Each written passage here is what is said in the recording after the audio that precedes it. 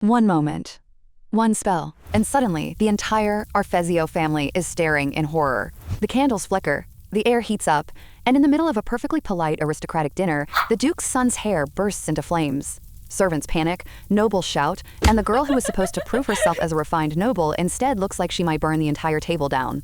But the worst part is not the fire, it's the silence that follows. Because now everyone at that table is asking the same question. Is Hilda Arfezio a powerful sorceress worthy of the family name, or a dangerous mistake that never should have been brought into the duchy? And while the nobles glare at her, Hilda can only think of one thing. How did a simple tavern girl end up sitting among the most powerful aristocrats in the empire, accidentally setting people on fire? Because not long ago, her life looked completely different. The main character is delivering an order at work when suddenly someone calls out to her. A man notices that her clothes are too loose today and her figure isn't visible. He tells her she has a beautiful figure and asks her to sit down next to him. The girl realizes that he is the only son of an influential feudal lord. Ever since her mother fell into an eternal sleep, he has been constantly pursuing her. She says she's busy, but he replies that there are no customers anyway. The girl realizes, no matter how many proposals he makes or how many rumors he spreads that they're seeing each other, no matter how many times he touched her shoulders and hips, supposedly by accident, she still refused and got angry, but the guy wouldn't back down. The lady thinks he's of noble blood, but Finto is already 32 and 12 years older than her. He has a terrible temper and is already going bald, so she decides to just ignore him. But the man shouts, asking where she's going, and grabs her by the arm. He declares, if he told her to come over, then she has to, and he asks if she thinks he's always going to babysit her. Hilda doesn't understand what he's talking about. The girl thinks, if he weren't the son of a nobleman, she would smash a mug of beer over his head. She demands that he let her go and warns him that she won't put up with this anymore. But the man just laughs and squeezes Hilda's hand even tighter. Hilda says it hurts and asks him to let go, but he yells that it's time to teach her a lesson so she'll say thank you. The girl can't take it anymore and pulls her hand away, crying out in pain. The lady kicks him hard between the legs and calls him crazy. The man falls to the floor. She realizes that the blow was precise and hit its mark. The man groans that he is about to fall into an eternal sleep, while the people in the establishment watch. Hilda realizes what she has done. He is the son of a nobleman, and she could be executed. But since it has already happened, she decides to see it through to the end. The man asks in horror if she has lost her mind. He yells at her, asking how she dares to behave that way, but when he sees her face, he begs her to stop. Sometime later, the main character ends up in prison and realizes she could be sentenced to death. She thinks, why didn't that guy wear iron underwear? After all, you have to protect those parts. Hilda ponders the best way to slip into eternal sleep, by having her tongue cut out or with a wound in her throat. At that moment, the knight orders her to come out. A little later, the girl is brought before high-ranking officials. She sees that freak and doesn't understand why he's here instead of in the hospital. Did he really come to watch her execution? Then she notices another man, standing next to them. He is well-built, broad-shouldered, with porcelain skin, black hair, and eyes of the same color. Looking at him, the girl thinks with tears in her eyes, who is he? She realizes, at least before the end, she saw something beautiful. She herself resembles her mother, blonde hair and violet eyes. People often called her beautiful, but his face is truly beautiful. Calm and serious. But suddenly someone calls out sharply, Hilda Roos. The man asks angrily if she realizes what she's done. Hilda thinks the old man has chosen the worst possible moment to speak. She just clicks her tongue, falls to her knees, and pleads loudly. She begs him to spare her life and says she didn't mean to do it. It all happened by accident. It was just as much of a coincidence as when the nobleman's son started groping her. The man asks indignantly what she's talking about. Hilda replies, if his son did it by accident, then her blow also happened after his advances. And anyway, would the gentleman really want to see her as his daughter-in-law? She doubts it. The man jumps up, shouting that someone like her could never be his daughter-in-law. Hilda points to his son and says she doesn't want that herself. If a man isn't smart, he should at least be handsome, and if he's already older, at least have hair. Hilda demands that he say at least one word and asks what he was expecting when he touched her. Both men are in shock, and Hilda suddenly realizes that she had only intended to ask for mercy. The guy standing next to her suddenly starts laughing, surprising everyone else. Hilda thinks her life is on the line, and he's laughing. But he says he believes the girl hasn't done anything wrong. Hilda thinks, could he really be on her side? Besides, he called her lady. The old man turns to the Viscount in confusion. The Viscount replies that the girl simply rejected his annoying son, and he wants to understand the reason for her actions. But his companion says that violence is still wrong. Hilda objects, saying that they were the ones who were cruel to her first. She shows her wrist. His son grabbed her first, and she even has a bruise. The Viscount says it looks like self-defense, but the man demands punishment. The man replies that it's the other way around and that his son is trying to avoid punishment. Since both sides have grievances, the Viscount suggests they simply forget about it. When the man objects, the Viscount calmly says they can continue the argument if he is certain that Duke Arfergia will support him. The man says she is of low birth, but the Viscount replies that status doesn't matter and asks him to watch his words. Hilda doesn't understand a thing. They're talking about her, but she can't figure out what's going on. A young man approaches her, greets her, and introduces himself. Rogan Strauss. It is an honor for him to meet her. Up close, he seems even more handsome, and then he tells the princess she has nothing left to worry about. Hilda thinks his voice is as soft as cotton candy, but his words make her wonder. Could she really be a princess? But once upon a time, there lived a girl named Rutia Arfesio. In a world where magic is a sign of the upper class, she had more power than others. There are only 4 great ducal families in the empire, and Arfesio is one of them. Rutia was a great aesthete. Her father claimed she could become the future empress and asked if she had lost her mind for showing her face to a man. But the girl just smirked and said that no one would dare say that to her face.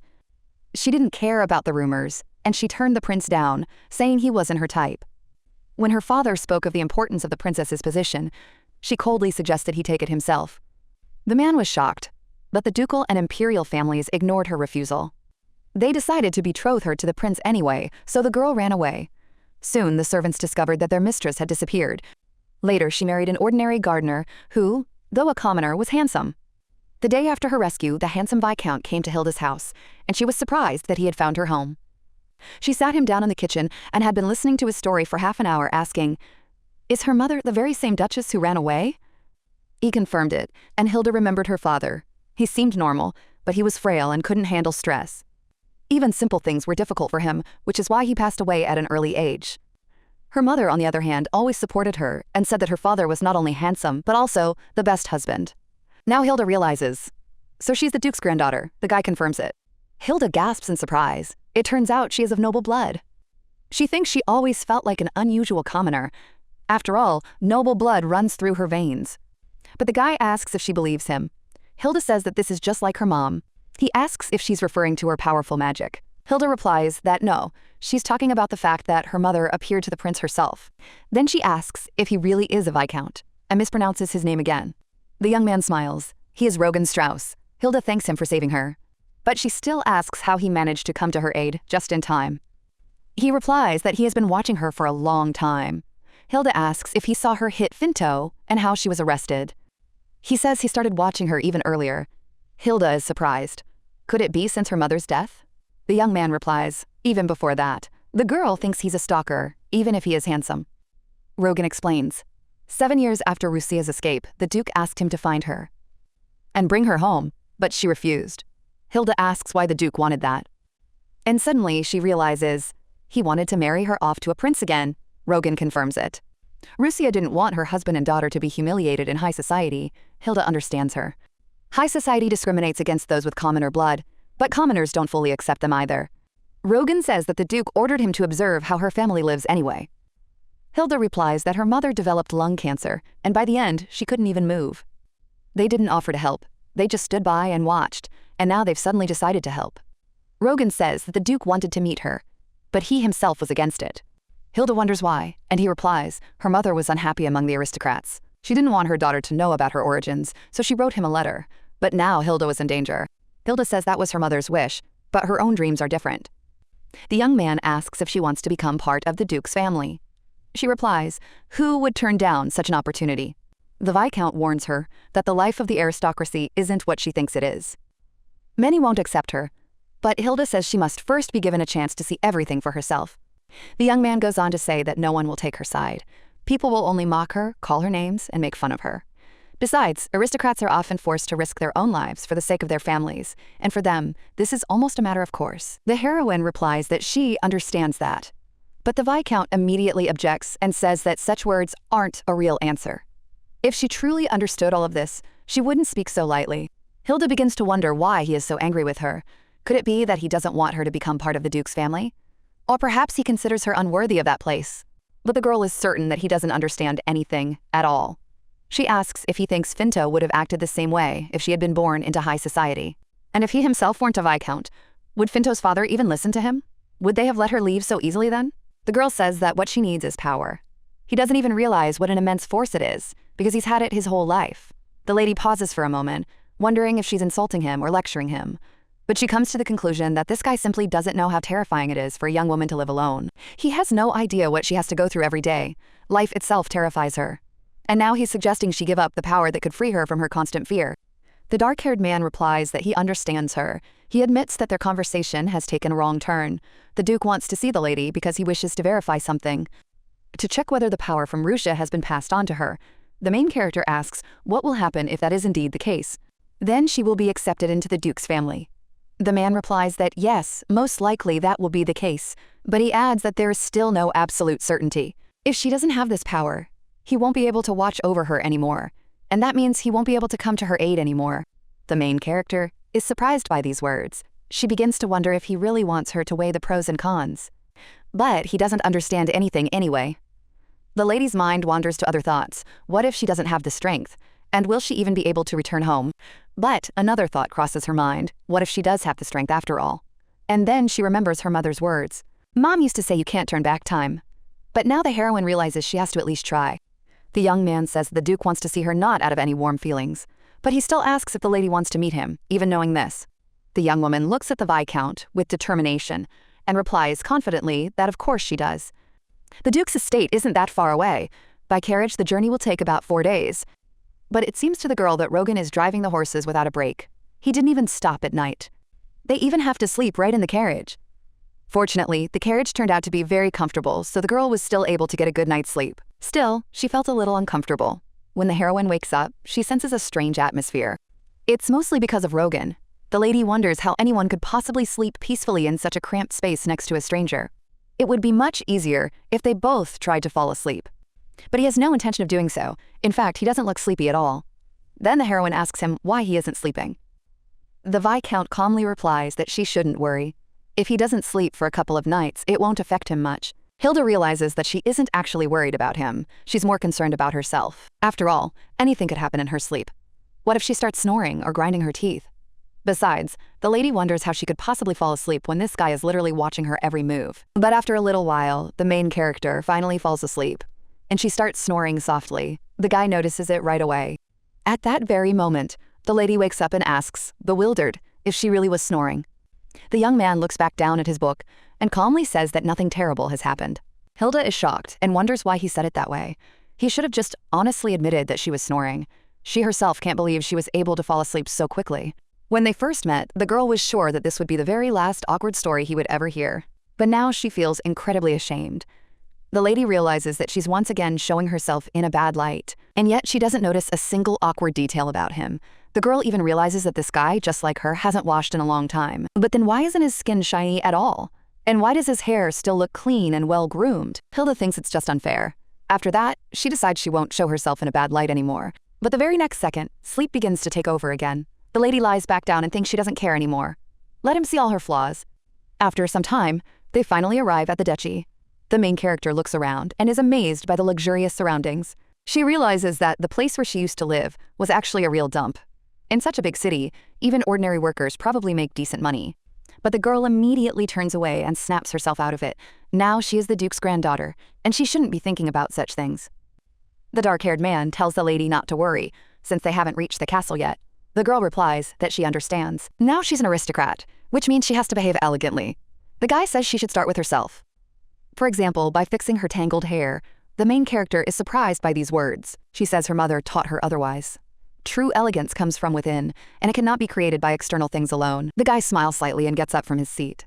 Then he walks over and sits down next to the main character, which surprises her again. Hilda looks at him and thinks he's too handsome. If he keeps sitting down next to her like that out of the blue, her heart just won't be able to take it. Plus, he smells so good. At that moment, the guy takes out a comb and tells Hilda not to turn around. He's going to comb her hair. The lady replies that it's terribly tangled. But the guy calmly says he knows that perfectly well. Hilda admits that she's a little embarrassed. When the young man starts combing her hair, she realizes that he's doing it very carefully and gently. She even finds herself thinking of telling him how well he's doing. Hilda realizes she really likes the way this guy is combing her hair. After all, ever since her mother fell into an eternal sleep, no one has done anything like this for her. Then the main character asks if this is really the first time he's combed someone's hair.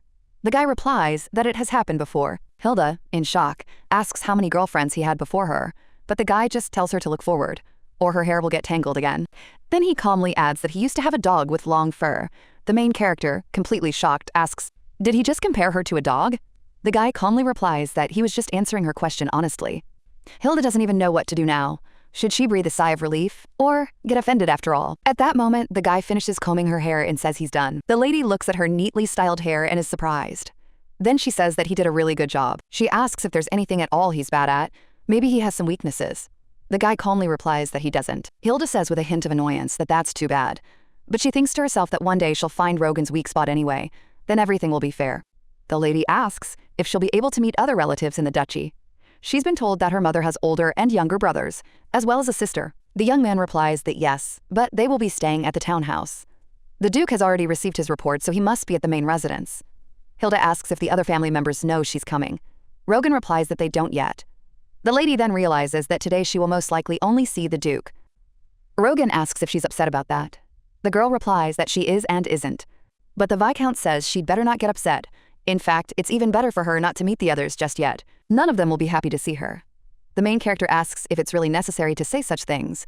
Maybe they'll actually like her. The guy replies that you can always hope. But after those words, a silence hangs between them. Hilda turns away and thinks she mustn't give up. At least the Duke will surely be glad to see her. Of course, it all depends on whether she received her power from her mother.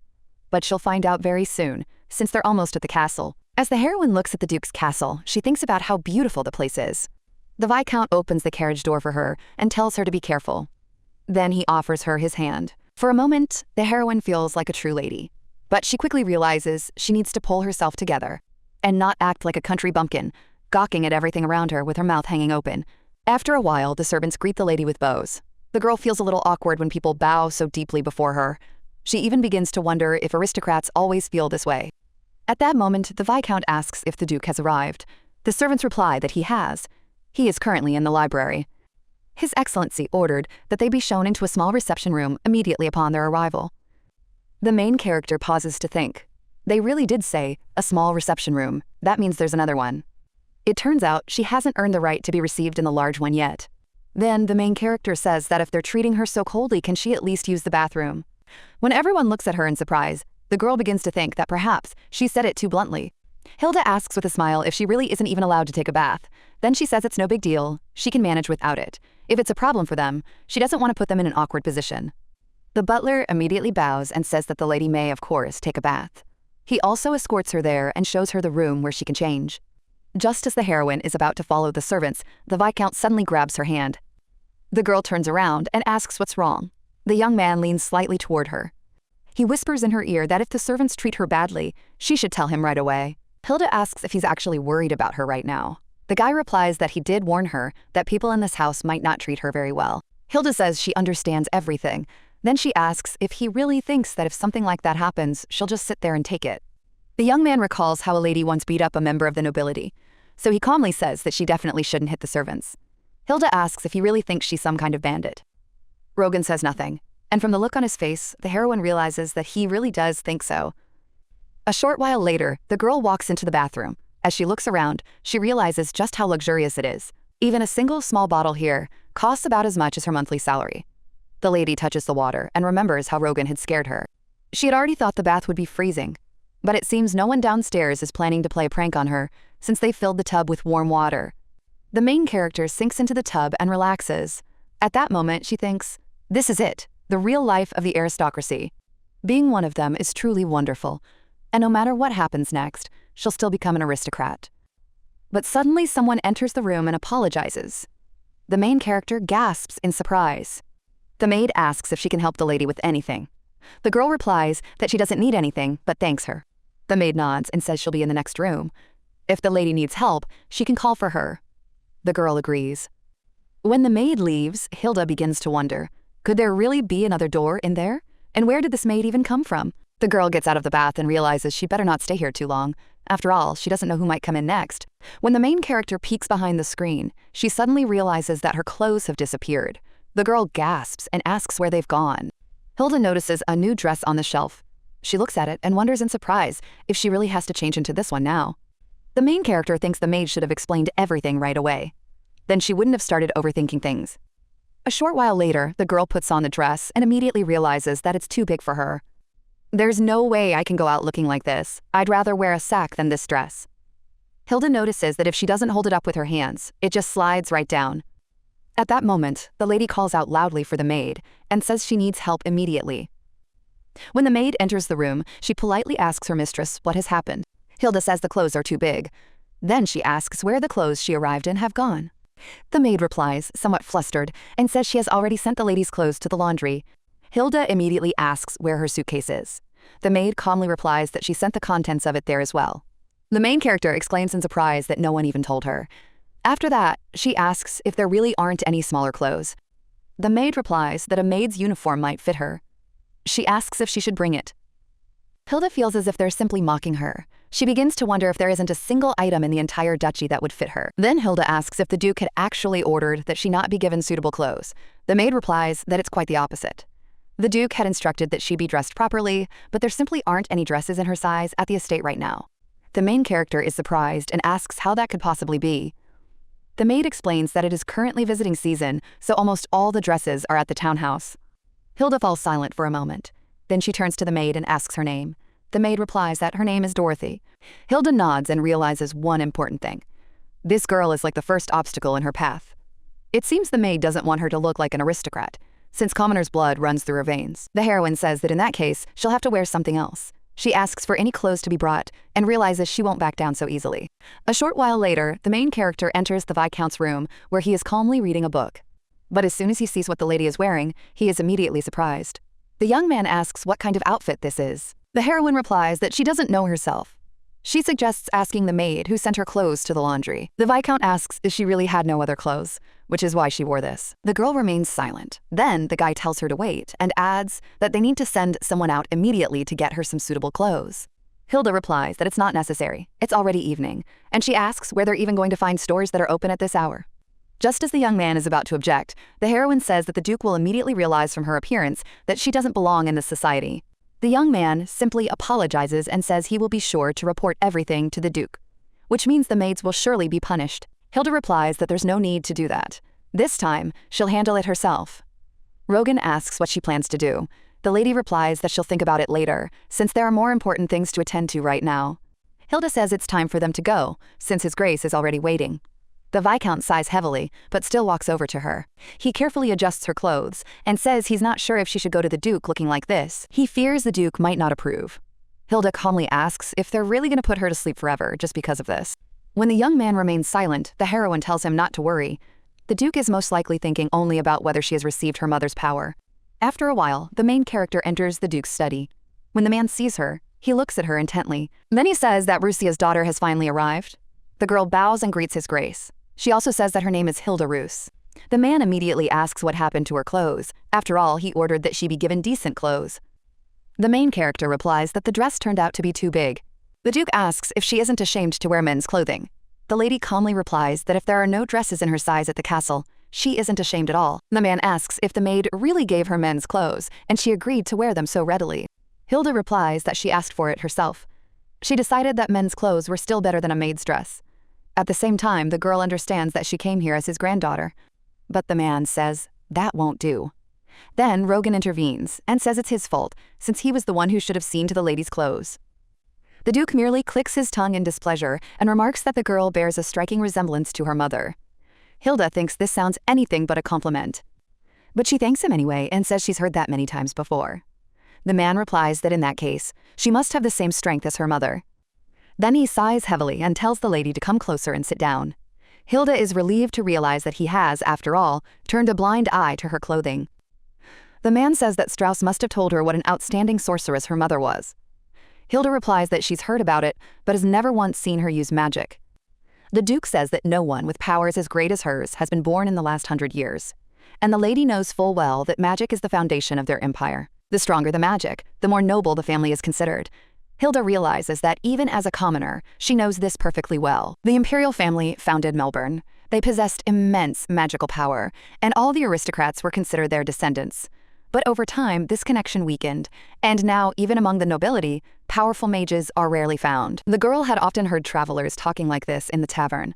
Now there are even rumors that the Emperor's heir doesn't possess any magic at all. Some even say he might not be the Emperor's son. The Duke says that if the lady can prove that the blood of true aristocrats flows through her veins, he is ready to accept her into the family. Hilda asks how she can prove it. Does she need to study magic and demonstrate it? The man replies that there is a much quicker way. Then he asks the lady to look toward one side of the room.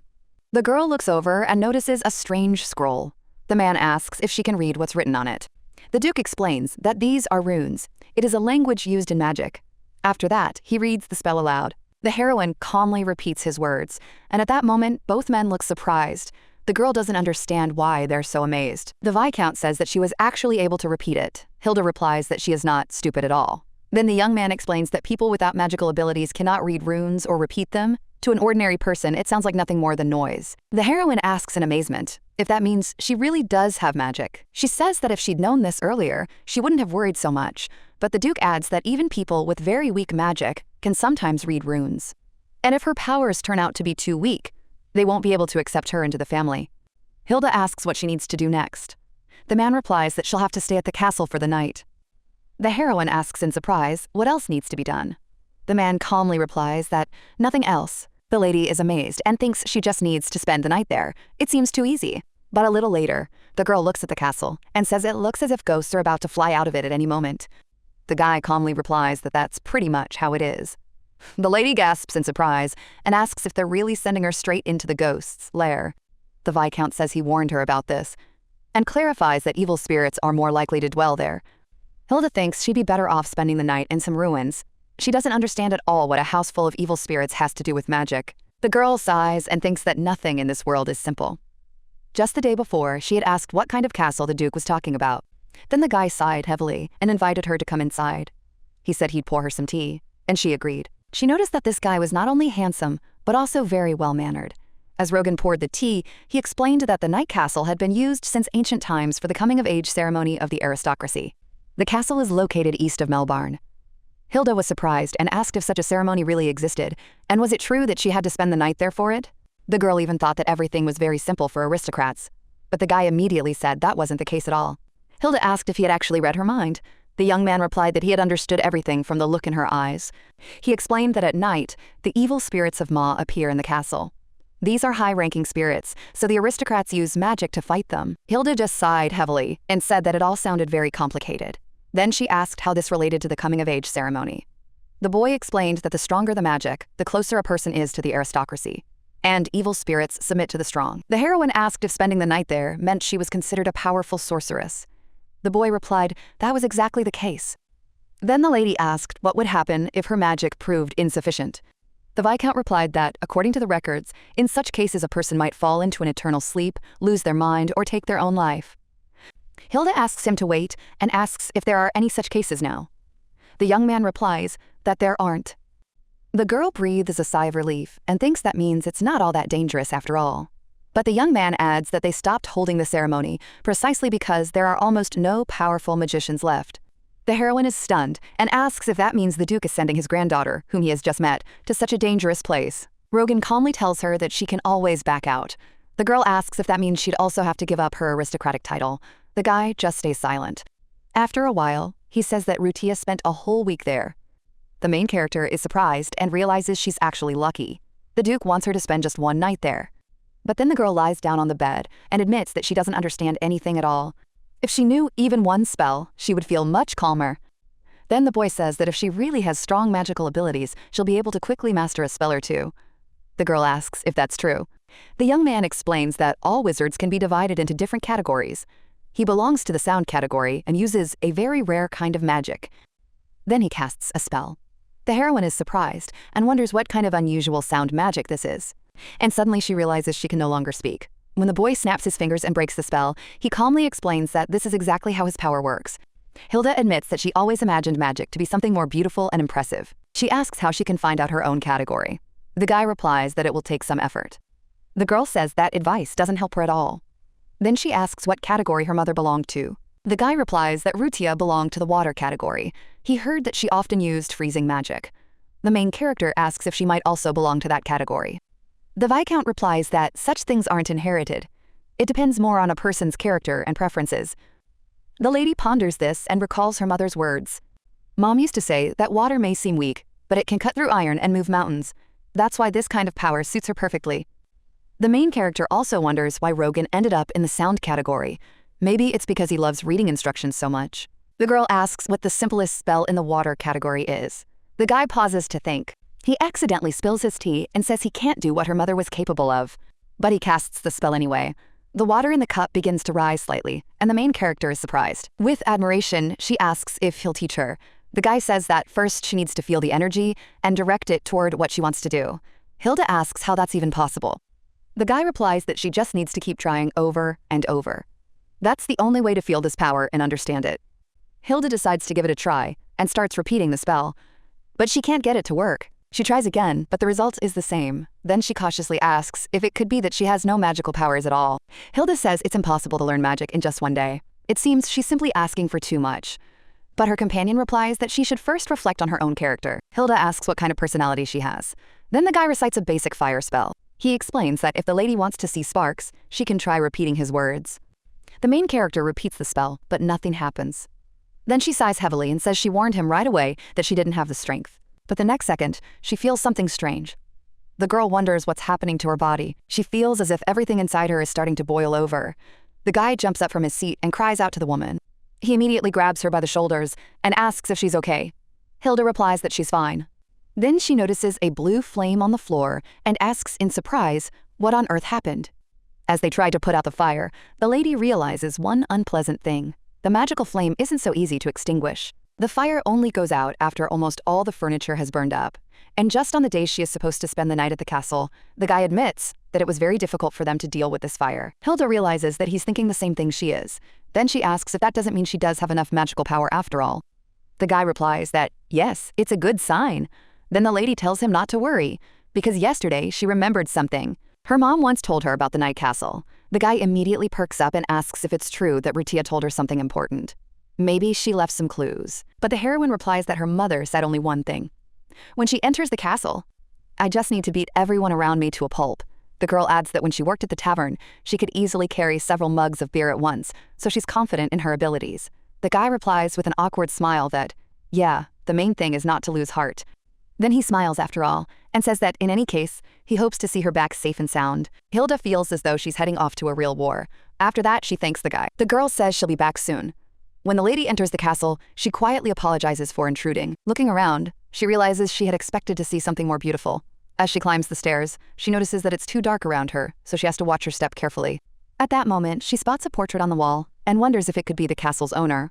As she continues walking forward, the girl begins to calm down. It seems there's nothing scary here at all, and she worried for nothing. The main character decides she'd better find a place to sleep as soon as possible. The sooner she falls asleep, the sooner morning will come. The lady begins to wonder where the bedroom is. Approaching the window, she notices that it is completely dark outside. But then she sees Rogan's carriage. She wonders why it's still there. Could he really be worried about her? She even wonders if Rogan is going to stay up all night by the castle, checking to see if she's all right. The heroine wonders if he really doesn't trust her that much. Suddenly, a voice nearby asks what's so interesting over there. The girl spins around sharply and asks who's there. But at that moment, someone approaches her from behind. The voice asks mockingly, "Does the lady not even know how to use magic?" The girl screams in horror and asks, "What on earth is this?" She tries to figure out where this creature is and asks them to stop these silly jokes. But suddenly, someone grabs her by the hand and says they're going to cut it off and eat it. Another monster declares that it will take her hair. The main character has absolutely no idea what is going on here. Then she notices something that looks like a ferret and rushes after it. The girl decides she needs to catch at least one of them first. Then it will become clear what is happening. But suddenly, one of the monsters grabs her by the hand and yanks her down the stairs. The lady falls, her lamp shatters, and her hand gets cut. Hilda thinks this is just awful. She can't see a thing in the dark, and on top of that, she's badly injured. One of the monsters laughs and says what a silly girl she is. According to him, this isn't scary at all. Hilda thinks they seem to be having fun, but she herself is in so much pain she could cry. The girl starts to get angry. She just wanted to become an aristocrat and live a quiet life, but for some reason, too many problems keep getting in her way. A normal grandfather wouldn't have sent his granddaughter to such a terrible place, and he certainly wouldn't have told the servants that she grew up among commoners in a village. Then the evil spirits wouldn't be tormenting her the way they are now. And a handsome viscount wouldn't act so strangely either. She would have known right away whether he was on her side or not. The main character wonders why anyone would treat her this way at all. Why does she have to prove anything to anyone? The lady remembers that her mother was Arfeiko, and she herself is her daughter. At that moment, one of the monsters reaches out its claw toward her again. But the main character instantly grabs it and throws it aside with force. One of the monsters cries out and asks what's going on. According to him, this girl is crazy, and they need to run away immediately. But the lady raises her hand and asks, "Have you really decided to run away from me?" Hilda realizes she doesn't need any more talk. Instead, she's going to use her fists. And this night at the castle is just beginning. Meanwhile, the young man stands by the carriage and sighs heavily. He knows that ordinary villagers and even novice mages never go near this castle at night. So he starts to think he shouldn't have let Hilda go there. After all, she'd only recently learned to use simple magic, and now it seems to him that it was a bad idea. And suddenly, he notices a light inside the castle. The boy is surprised and wonders why it suddenly became so bright in there. As he looks at the mansion, he tries to figure out what's going on inside. Meanwhile, the monsters sit in the corner, trembling with fear. One of them says he doesn't understand how this happened. After all, the lady didn't know how to use magic at all. Another replies that he's scared. According to him, this lady isn't stupid, she's just crazy. Meanwhile, the main character calmly walks down the hallway and asks where those guys have gone. She says that if they come out now, they'll get 1 hit. And if not, then 10. One of the monsters asks what they should do. Maybe they should just ask her for forgiveness. But another replies that the lady will leave on her own at dawn, so they just need to hold out until morning. Then the third one remembers that Rutia once spent a whole week here. He starts to worry that this girl might stay just as long. Another adds that these two girls are actually very similar. After hearing this, all three look at each other in shock. One asks if Rutia had blonde hair. Another says that can't be true, since many people have hair like that. At that moment, the main character finally spots the monsters. They immediately start to panic. Hilda says that because of them, she couldn't sleep peacefully. She had to walk all over the castle looking for them. A little while later, she's sitting right next to them and asks if her hand will heal properly. Puma immediately starts apologizing. The main character thinks this nighttime castle turned out to be some kind of joke. And she was so worried. The lady looks at the other monsters and tells them to stop standing there like that. It makes her uncomfortable. Then she asks if they can take human form, and why aren't they wearing any clothes at all. One of them explains that if they were high-ranking evil spirits, they would be able to. But they simply don't have enough power, so they can't turn into humans. The main character asks sternly if that means they aren't even capable of healing her arm. Puma replies that only good spirits know how to heal. The girl sighs and says they're completely useless. The monsters start apologizing guiltily. Hilda says she heard that they torment people without magic. That's why she thought they had some kind of power. Then the lady asks if they can do anything at all. One of the monsters shouts indignantly, telling the girl to watch her language. According to him, she's still wet behind the ears and doesn't even know how to use magic properly. The heroine immediately asks angrily what he said. She advises the spirit to choose his words more carefully. She says she hasn't learned to control her power yet, so she might accidentally fry him.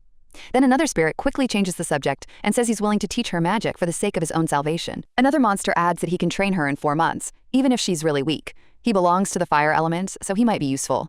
The heroine asks skeptically if that's true. After all, he can't even turn into a human. If he goes out looking like that, everyone will just run away. The monster asks in surprise what she's talking about. Hilda reminds him that he himself mentioned 4 months of training. That means he'll have to go with her. After all, she has no intention of living in this crumbling castle. But another monster explains that they can't leave the castle without a contract. The heroine asks in surprise if that's true. Then the Puma explains that this is exactly how it is. They share their power, and in return, they serve the human. In the end, both sides benefit.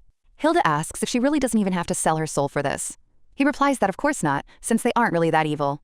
The girl thinks for a moment and asks why her mother didn't make a contract with them then. One of the monsters immediately asks who her mother is. The lady replies that it's Rutia Rus, or, more precisely, Rutia Arfesio.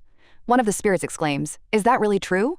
Another shouts that now everything makes sense. Standing before them is the daughter of that very same Mad Rutia. The main character asks them to wait, and asks what her mother had done. One of the monsters complains that she used to torment them and make them jump around like rabbits, from one wall of the castle to the other. The main character asks if they really did turn down the contract back then. But the spirit replies that it wasn't quite like that. Rutia said she wasn't sure if she could take care of pets. The main character is surprised, since they're talking about pets, even though they're scary to even look at. The girl says there's still a problem. He can't go with her looking like that. The monster replies that he can't turn into a human, but he can easily take on other forms. The main character asks what exactly. Then the wolf transforms, and when the girl opens her eyes, she sees a little puppy in front of her. The monster proudly asks if she saw it. It's the perfect disguise. But the next second, Hilda picks it up and says what a cute little puppy it is. The monster cries out indignantly that this is too much. But the lady calmly replies that with such a cute puppy, she's ready to sign a contract. The monster starts to get upset and reminds her that he's actually a powerful wolf. But the heroine simply tells him to come with her. A little later, Rogan looks at him and asks who he is. The main character replies that he's a puppy. When the Viscount asks why she brought him, the lady says she intends to raise him. Rogan is surprised by this turn of events. Then the lady says they've signed a contract. The guy, in shock, asks if she really signed a contract with a puppy. The monster immediately shouts indignantly, telling the stupid people not to call him a puppy. He reminds them that he is a powerful wolf. Hilda calmly says that's fine. She explains that it's the spirit of Ma with whom she made the contract. Plus, he'll teach her magic. The guy thinks for a moment and says that old records do indeed mention magicians who made contracts with Ma's spirits. Then he says that maybe they should keep this a secret. Hilda asks why. Surely the Duke wouldn't mind. The Viscount replies that her task was simply to spend the night at the castle. The Duke doesn't need to know about the contract with Ma's spirit. Hilda thinks she generally agrees with that. She doesn't want to draw unnecessary attention either. But she still doesn't understand why Rogan is so insistent on this. Then the lady wonders if perhaps he simply doesn't want the Duke to acknowledge her as his granddaughter. Maybe he doesn't like the idea of a commoner gaining power. Or perhaps he fears she will only bring trouble to the duchy. The young man calmly replies that yes, he really doesn't want to. Then he asks the lady to hand him the puppy. He says he'll take care of it until the Duke makes a final decision. Hilda realizes that everything is exactly as she thought, and she can't figure out what she was hoping for in the first place. The lady turns to the Viscount and asks if he really didn't come home that night. The young man calmly replies that yes, he was there. The girl asks why he did that. Did the Duke really order him to watch over her? The young man says nothing. The lady then turns away and says she'll keep the puppy for herself. According to her, the Viscount isn't strong enough and the puppy will be safe with her. Hilda thinks that Rogan might be her grandfather's man, but does he really have to watch her all the time? And the more she thinks about it, the angrier she gets. After a while, the main character enters the Duke's study. The man says he really didn't expect this outcome. That's why he's actually surprised that she managed to pull it off. Then he invites the lady to sit down. Meanwhile, the girl is thinking about how much all this is annoying her and assumes that the Viscount has already told him everything. But the man asks if she's talking about Strauss. After all, he hasn't even summoned him yet. Then the girl asks in surprise how he knows she's managed it. The Duke replies that he had a spy. Otherwise, how would he have known that the lady hadn't lied to him? Hilda begins to wonder why Rogan was acting so strangely yesterday. Could his loyalty to the Duke have forced him to stand guard at the castle all night? The girl even begins to think that he's like the Duke's servant. She tells the man that he shouldn't treat the Viscount that way. After all, if he was going to station a watchman, he could have just said so. Then the Viscount wouldn't have stood outside the castle all night. But the man replies that Strauss knew perfectly well about the watchman, and he asks if he really didn't tell her anything. The heroine is even more surprised. Then why did Rogan stand there all night? And suddenly she realizes that he might have been worried about her. And she hadn't even suspected it. The girl recalls that she had managed to say something sharp to him. Now she feels like she's going to burn with shame. And she doesn't understand why he didn't just explain everything right away. At that moment, the Duke says that the lady handled it well. After all, she managed to spend the night at the castle. The heroine thanks him. The man continues and says that she deserves to become an Arfejo. Now she'll have to seriously study magic. Hilda realizes that he sees her not as a granddaughter, but as a useful ally. The girl asks if that means she'll now officially be part of the family. The Duke replies that of course he will. He has already ordered a room to be prepared for her. Soon, someone will be sent to enter her into the family register and report this to the Emperor. And then she will be introduced to the rest of the family, so she has a lot to learn. He adds that a lady must study diligently so that no one realizes she grew up among commoners. The heroine asks what he means. The man replies that she must prove her lineage through more than just magic. Her clothing, speech, and even her gait must be worthy of the name Arfezio. After saying this, he rises from his chair and tells the lady to enjoy her life as an aristocrat. After all, she is now Arfezio's daughter. Hilda thinks she has finally become the very aristocrat she had dreamed of for so long. She still finds it hard to believe.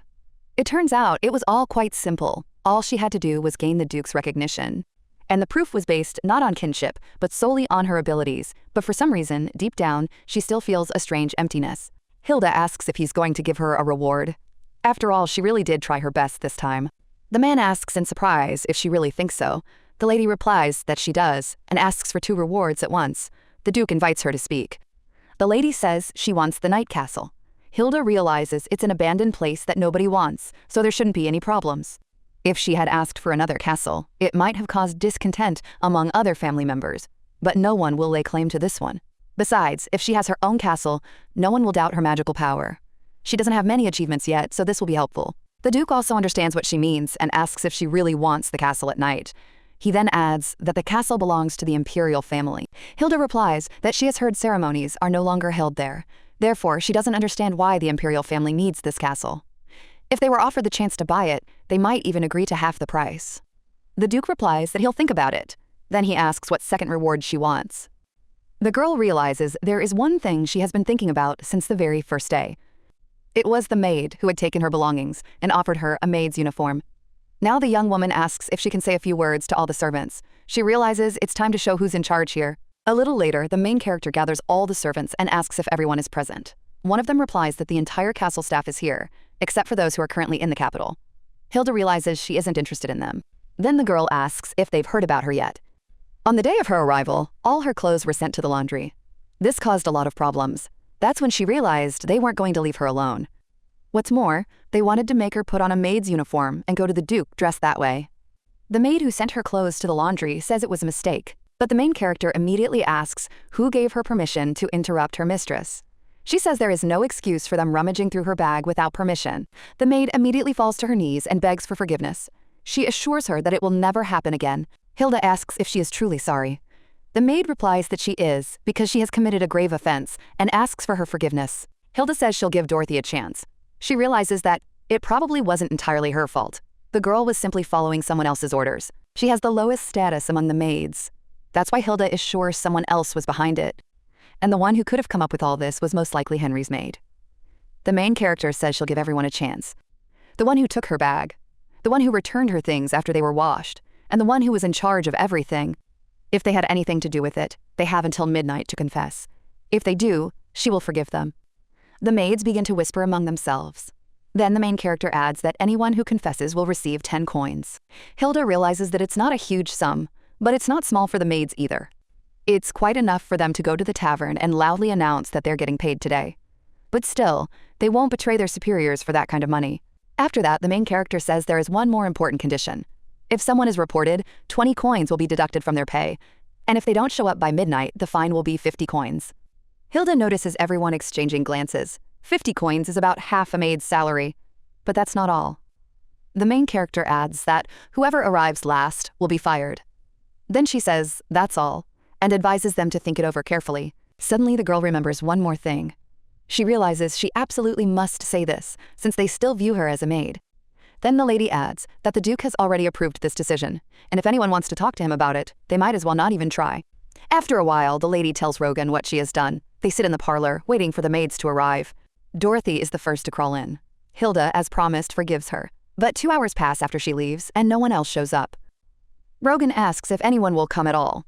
He says that the maids of the Duke's household have a great deal of pride. It is almost as strong as the Duke's own pride. The heroine replies that she already understands this, but she will wait anyway. They just need some time to think it over. The lady also realizes that they're keeping an eye on each other right now. But it's enough if even one of them comes forward. If one maid confesses, the others will think they've already been ratted out. And the more people who come, the greater the pressure will be on those who stay. At that moment, the main character hears a knock at the door. She realizes that it has begun and tells the person at the door to come in. Rogan is surprised. Hilda has actually managed to pull off her plan. The two maids enter together. Rumors have already begun to spread throughout the castle. One of them says she carried the bag but didn't know about the plan. Another says that she was the one who prepared the maids' clothes. Yet another claims that Henry told her there simply weren't any other dresses, and she believed her. Everyone starts telling the lady in detail what happened. The main character just sighs and thinks they should have come one at a time. But instead, they showed up in a crowd, and it's even boring. After a while, there's another knock at the door. The girl tells the person to come in. A red-haired maid enters the room and says that she was the one who was wrong. She asks that only she be punished, and that the others be forgiven. Hilda says that's quite noble. The person most at fault has decided to sacrifice herself for the sake of the others. The woman replies that she understands her mistake. The main character then says that she has already been reported. So 20 coins will be deducted from her pay. The girl asks if she agrees. The maid asks if that's all. The main character replies that it is. Henry is surprised and asks again, "Is that really all?" Hilda confirms that it is. Then the maid bows her head and admits that she was the one who arranged all of this. Then she asks if the lady would have forgiven her if she had come first. Hilda replies that of course she will. After all, she gave her word. It didn't matter to her whether the ringleader arrived first or not. The main thing was to arrive before midnight. Henry thought she would be fired, so she left without a word. After that, the other maids began to arrive. Hilda realizes that it was most likely Henry who made them come. The Viscount watches what is happening and realizes he worried for nothing.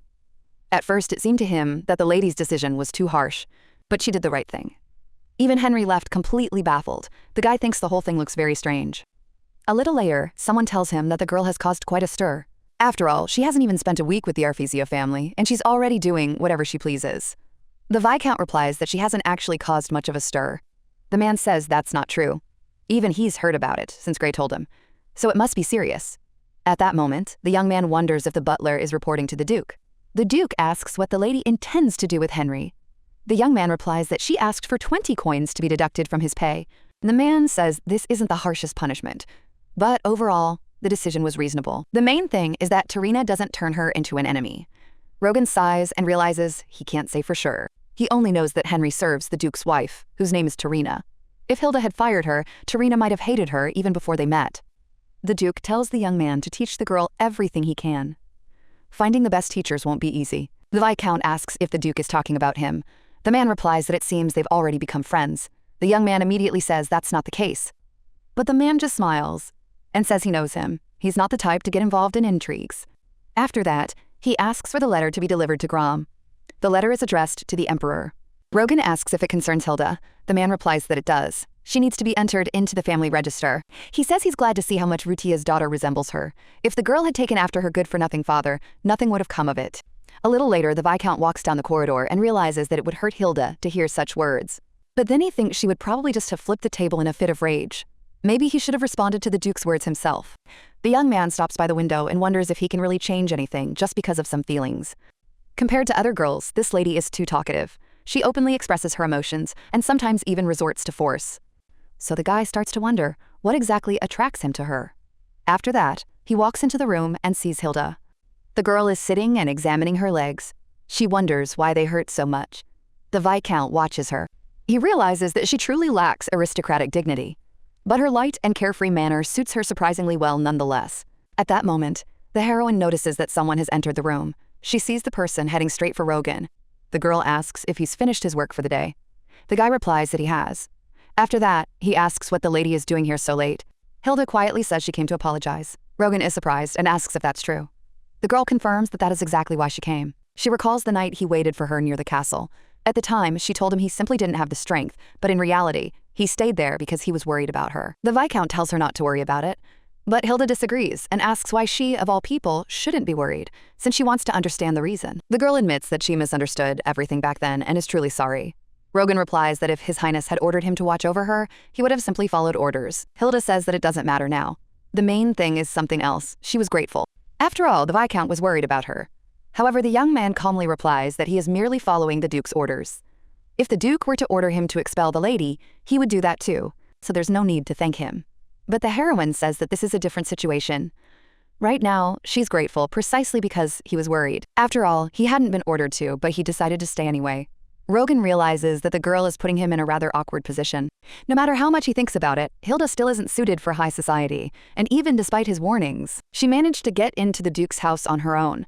That means someone needs to help her stay there as long as possible. Meanwhile, the girl turns to the Viscount and says that simply apologizing with words isn't enough, so if he has a little time, Hilda asks if he'd like to take a walk with her. The young man replies that it is already very late, but the lady merely smiles gently at him. She says that now is actually the perfect time. And a short while later, they are already sitting at the table. The brunette looks at the dish in front of him and asks if the lady really made this herself. The girl confidently replies that of course she did. This is an apple pie made from her secret recipe, and, as she says, it's her secret weapon. Hilda thought long and hard about what to make for Rogan as an apology. In the end, she decided to make the apple pie because she was most confident in it. When she made it once as a test, the chef even wrote down her recipe. Hilda herself learned to make this pie by watching her dad do it. That's why she's sure the Viscount will definitely like it. But the guy says she shouldn't go to such lengths. Hilda asks in surprise why. Rogan is silent for a moment, and then suddenly almost exclaims that a noblewoman shouldn't cook herself. He says that next time she'd better ask the maids. After all, if the cooks find out that their work is being taken away from them, they might get upset. The girl calmly replies that she shared the pie with them, and they looked at her as if they were hoping to get another slice. Just as the guy is about to say something else, the main character abruptly asks him to stop lecturing her. When Rogan starts eating, Hilda thinks that's much better.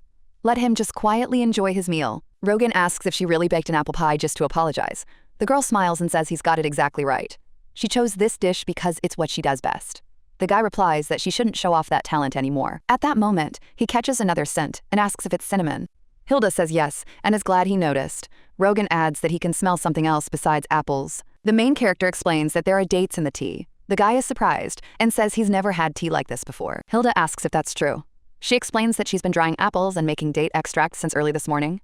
Rogan is surprised and asks if she really went to all that trouble just for a single cup of tea. The girl calmly replies that yes, it is. She just wanted him to understand how sorry she is. The guy says she doesn't need to apologize to him. After all, he's just following orders. Hilda thinks that in the past, hearing such words would have upset her, but when she thinks about it, it would have been much easier for Rogan to just force her to follow him and obey. But he isn't that kind of person, which is why she feels she can trust him. Meanwhile, the brunette says she shouldn't invite the maids to the table anymore, and she certainly shouldn't be working in the kitchen herself. If the lady wants a special dish, she should just tell him. At that moment, Hilda thinks that he must have liked her pie after all. The young man adds that if she doesn't know something or runs into difficulties, she should ask him. He'll help her get used to life here. The main character asks if this is really the Duke's order, but Rogan simply remains silent in response. After a brief pause, the girl asks directly if he's on her side. Hilda realizes that this straightforward man is unlikely to give her the answer she wants to hear. Most likely, he will say once again that he will follow the Duke's orders. Then he'll always be on her side. Hearing this, the heroine is delighted and asks if that means they've made up and can now be friends. Rogan smiles slightly and says he still hasn't thanked her. After all, it was the most delicious pie he'd ever eaten. After a while, the young man comes out of the bathroom. At that moment, he realizes that he never meant to hurt Hilda. While he was eating the pie, he could stop being a viscount for a moment. And she stopped being an aristocrat. Now he catches himself thinking that he really wants to be on her side. Amid the intrigues, conspiracies, and betrayals of high society, he only hopes that the lady will be able to remain kind, honest, and strong, although he himself had already lost the ability to hold on to those qualities. After a while, one of the maids approaches the lady and tells her it's time to wake up. Hilda asks Dorothy to give her 5 more minutes, but the maid replies that Strauss is already waiting in the study and has ordered her to wake the lady. The main character thinks to herself how much this handsome man loves to grumble. Dorothy says she'll bring water for washing and asks if she should help the lady get dressed. Hilda replies that it's not necessary.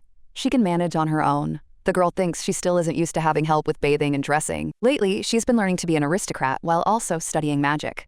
Having become part of the Duke's family, she has even started addressing the young man by name. And now the lady calls him again. Conspiracies and betrayals of high society, he only hopes that the lady will be able to remain kind, honest.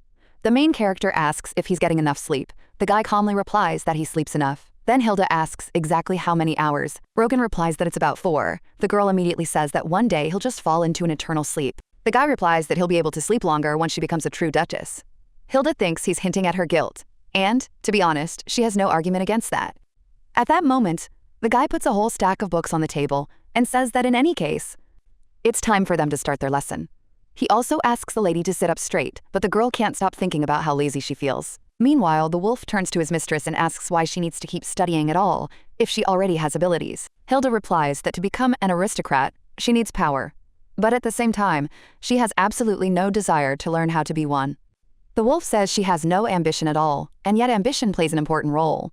The girl asks what kind of ambition he's talking about. The puppy replies that, for example, one might want to conquer the whole world. After hearing this, the main character just laughs. She says that if she really had that kind of power, then it might be worth considering.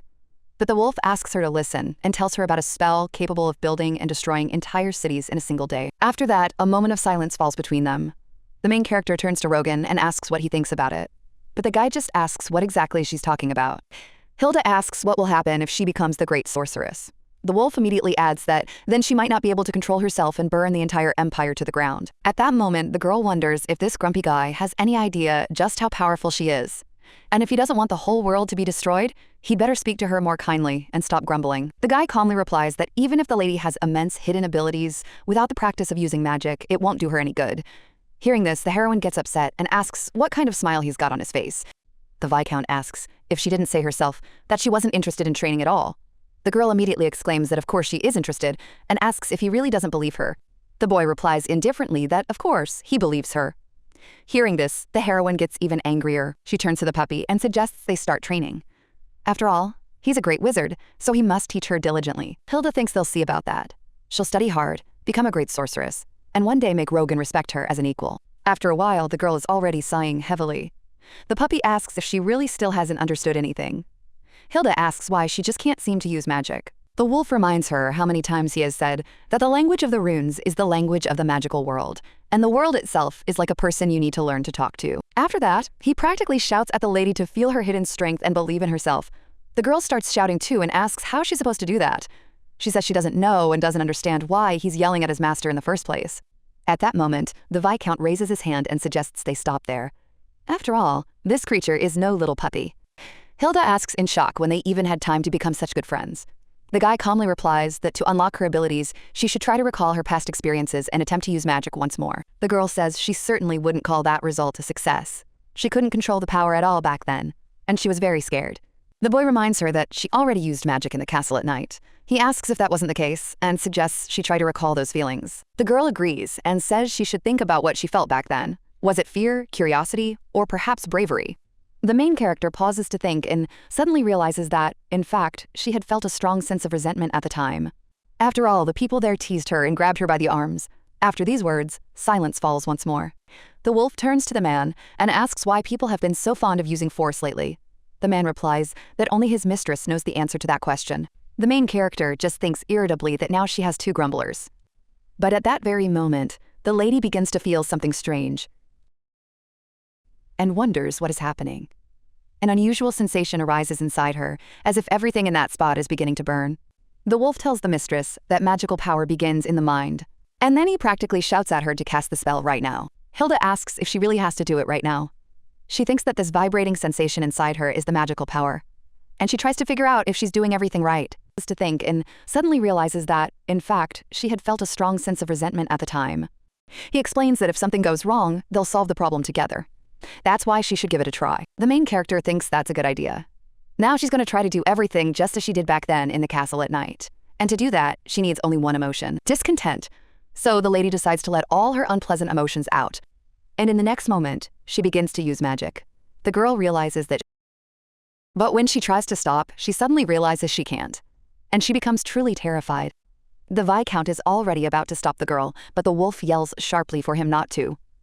A moment later, the heroine feels her power beginning to fade.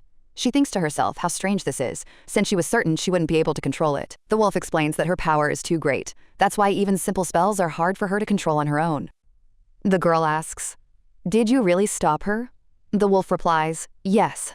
He adds that he will control her power, so the lady doesn't need to worry and can use it to the fullest. Hearing this, Hilda says that the pup turned out to be even better than she thought. The puppy replies that he's already mentioned this. He can even amplify her magic. Hilda laughs and says how cute he is. As a reward, she promises that they'll go for a walk by the river today. A little later, the girl is left alone with the Viscount. Hilda asks what they'll be learning today, but the guy first looks at her posture and asks her to sit up straight. Hilda just waves him off and says that it's just the two of them here anyway. After a while, the Viscount announces that today they will be studying the Duchy's family tree. In addition, she must delve into her family history. If a lady belongs to high society, she must know the impressive history of her lineage.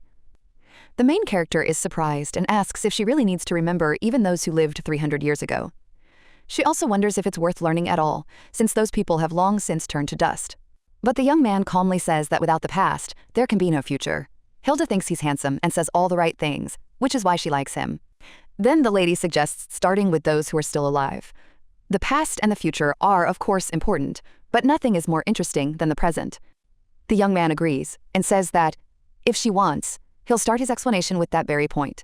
Currently, the family has 6 members, not counting the Duke, who bears the surname Arfizio. If you include the lady herself, that makes 7.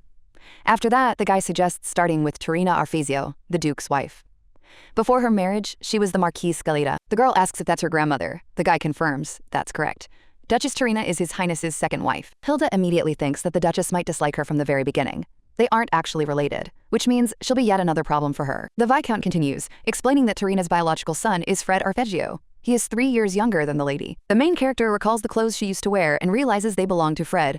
They haven't even met, but she already feels a strange connection with him, and even a little gratitude. The young man continues and mentions the family's eldest child, Fiora Arpeggio, as well as his twin sister Ruscia. There is also Cleo Arfezio, and Fiore's son, Timo Arfezio. He is her cousin. And then there's Fiore's wife, Ortija. The main character quickly asks him to stop and give her a moment to process everything. Hilda complains that he's speaking too fast and asks if he plans to list all 300 relatives in a single day. The guy is surprised and asks if he really is talking too fast.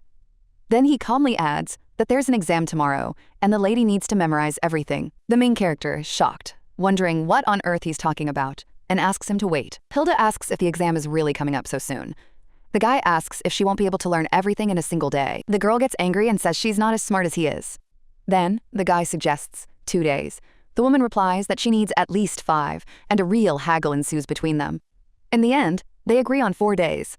Meanwhile, the guy wonders why she can't just learn everything in a single day. Meanwhile, the main character looks at the mountain of books and wonders how anyone could possibly memorize so much information in such a short time. Hilda asks if there will be anyone among these relatives who will be happy to see her.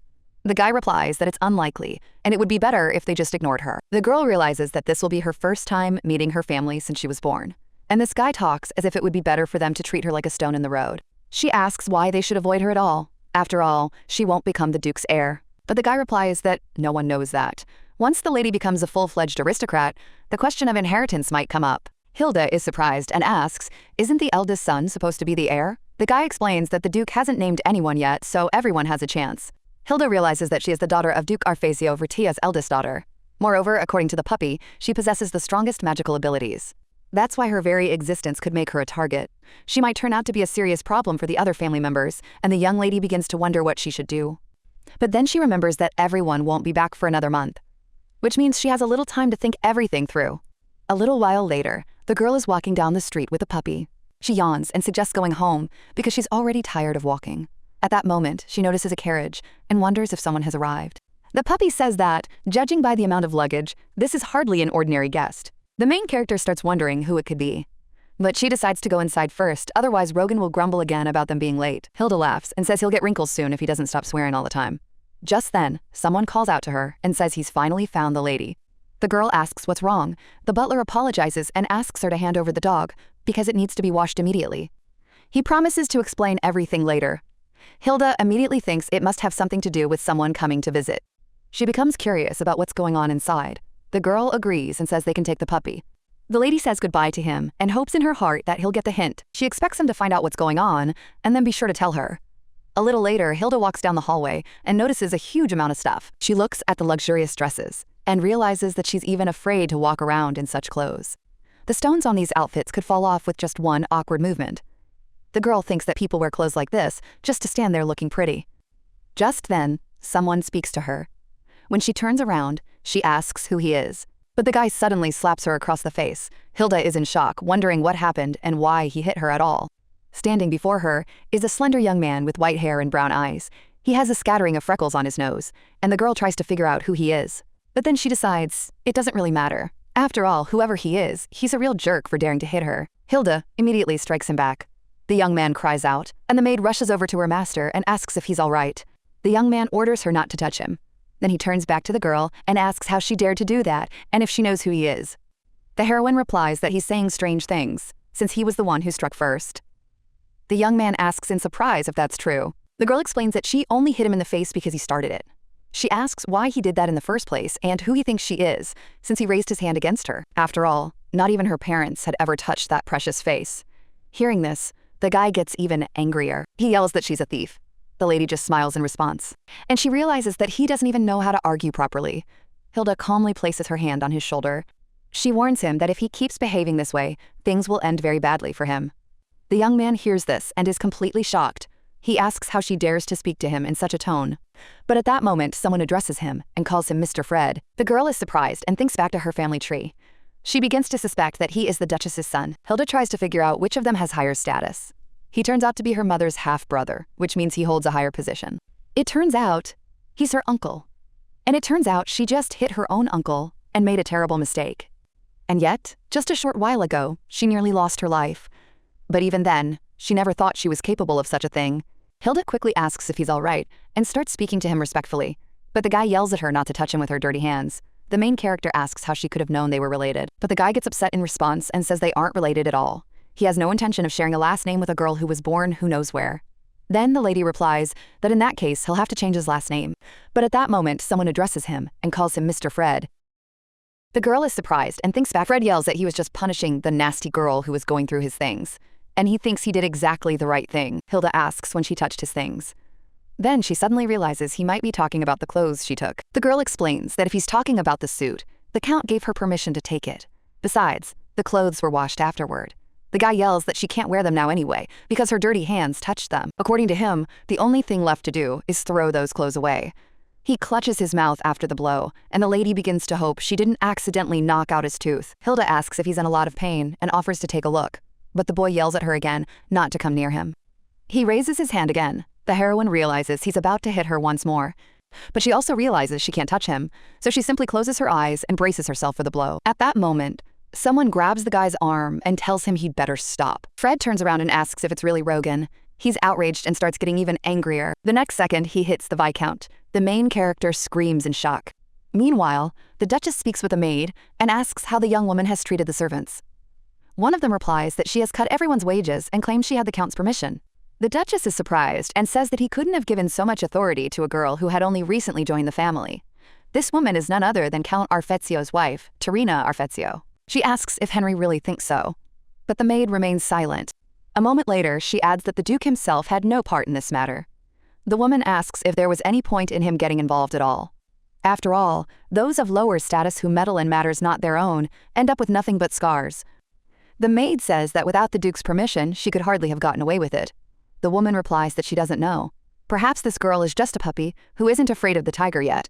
Or perhaps she is cunning and crafty, but the Duchess would prefer her to be just a silly little dog. The Duke can't stand ignorance and quickly grows tired of it. But it's not this girl you should be afraid of. After all, she grew up in abandoned slums and was just trying to earn enough to eat. The real problem is Strauss, who is as cunning as a fox. For some unknown reason, the Duke treats him almost like his own child.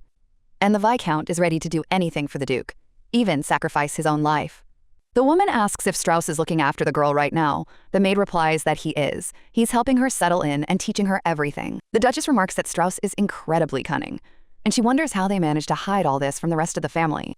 Henry replies that this lady is indeed Ruxia's daughter, but commoner's blood runs through her veins. The maid asks if the lady really intends to just stand by and watch as she becomes part of the Arfezio family. The woman reminds her that she has already spoken. Those who meddle in matters not their own are left with scars. Therefore, the maid would do well to watch her own behavior as well. Now this girl goes by the surname Arfezio. The maid clutches her dress and imagines that she herself comes from a distinguished aristocratic family. The woman realizes that Hilda poses no threat at the moment. Besides, other, more hot-tempered people will attack her first. But at that moment, a maid bursts into the room and screams that something terrible has happened. She reports that Mr. Fred and Mrs. Hilda are fighting. At this moment, the heroine looks at the Viscount and doesn't understand why he took the blow. Fred shouts and asks if he really isn't even going to dodge. The main character thinks he seems completely crazy. The next moment, she hits the guy herself and yells at him to stop. The young man immediately falls to the floor. The maids rush over to him and ask if the young master is all right. Hilda doesn't understand what's going on with these people, since they're just standing there watching as she and Rogan get hit. The guy is almost crying and screaming for someone to call his mom right away. The main character asks in surprise if he's talking about his mom. She also asks if the boy wants to go to his mommy. The boy asks indignantly what on earth she's talking about.